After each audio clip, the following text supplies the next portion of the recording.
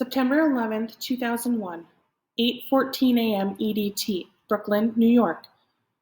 An unexcused absence meant detention, but for some reason the principal decided to give Sergio a second chance. Possibly Sergio was still riding the wave of his math award, giving the school a good name. Or maybe it was because everyone deserves a second chance. The principal had called him into her office first thing that morning. But, Sergio, next time? She sat across from him behind a desk piled with papers and envelopes, files. Apparently, she had a lot of work to do. Still, she was nice about the whole thing. Next time, I can't cut you any slack. Don't miss school again, Sergio. I don't have to tell you. Showing up already puts you ahead of the rest. Yes, ma'am, Sergio nodded. I won't. I will. I know. Okay, then, go to class. Oh, and Sergio? She stopped him just as he got to the door to her office. I hope whatever you had to do yesterday without your grandmother's permission was well worth it. I hope it wasn't any kind of trouble. If you are in any kind of trouble, you know you can come and talk to me. I know that, Sergio said. It wasn't trouble, and it had been worth it. Spending the day with Gideon, Sergio thought about yesterday all the way down the hall. He was even wearing one of the new t-shirts Gideon had bought for him. Gideon had said it was payment for saving that guy's life, and it was the least he could do. And then he offered to take Sergio to lunch. They had sat across from each other in a booth at the diner. Sergio's grandmother hadn't been happy about the call from Gideon's cell phone. She wasn't happy Sergio had missed school, but whatever Gideon told her must have meant something. When Sergio got on the line, she was calmer. She said she wasn't going to cover for him at school, but she wouldn't punish him either. And he just had to be back home by dinner. I didn't do anything, Sergio said. And I doubt that guy would have died anyways. He probably had a hemorrhage, a bleed in the brain you couldn't see, Gideon said. He might have died. You wouldn't believe some of the things I've seen. Last year we pulled a young girl from a car after an accident up on the West Side Highway. She had lost control and hit a pole, and then a wall. Barely any damage to the car. Or to her. She hit her head in just the wrong way, I guess. She looked like she was sleeping. But she wasn't? She wasn't. Gideon shook his head from side to side, slowly, as if he was feeling it all over again.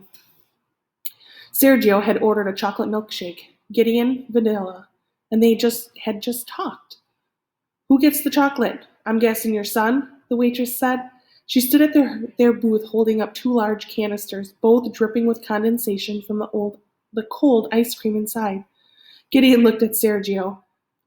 He's not my dad, Sergio said, but yeah, the chocolate is mine.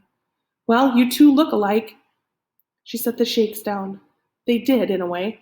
Maybe in that way white people think black people all look similar. But then again, they both poured their shakes into their respective glasses and then lifted the metal canisters to their mouth, drinking down the leftovers first. And then again, there was a kind of facial likeness between them, a shade of skin color. Sergio found himself looking at Gideon, watching him, listening. When he looked down at his own hand, he saw his fist clenched, like it always was, and he let it unfurl.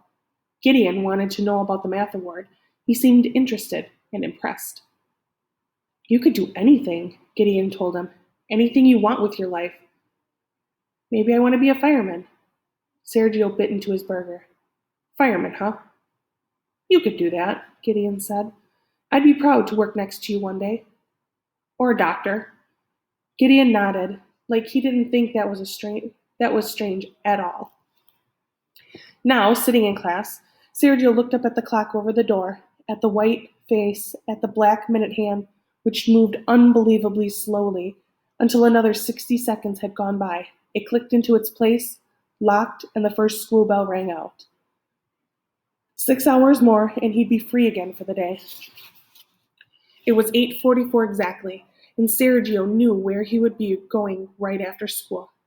He could look out the window and see Lower Manhattan, the financial district where he knew Gideon's station house was. Gideon had told him to come by any time to the firehouse. If they weren't on a call, all the guys would be there. Sergio could even hang out. Gideon would introduce him around, show him the station. "If it's okay with your grandma," Gideon said, "I've always wanted a little brother. Oh, and hey, if it's okay with you." Sergio was already dreaming about it. He barely listened as his teacher droned on about something. For the first time in a long time, he felt a kind of eagerness for the day ahead. 120 seconds clicked by. Flight 11, a commercial airliner carrying 81 passengers and 11 crew members, which had been hijacked shortly after taking off from Boston Logan International Airport, flew directly into the North Tower of the World Trade Center and exploded. Someone standing at the window started rambling about a dark mushroom of smoke rising from across the river, and the bell, without any awareness of what was going on, rang for first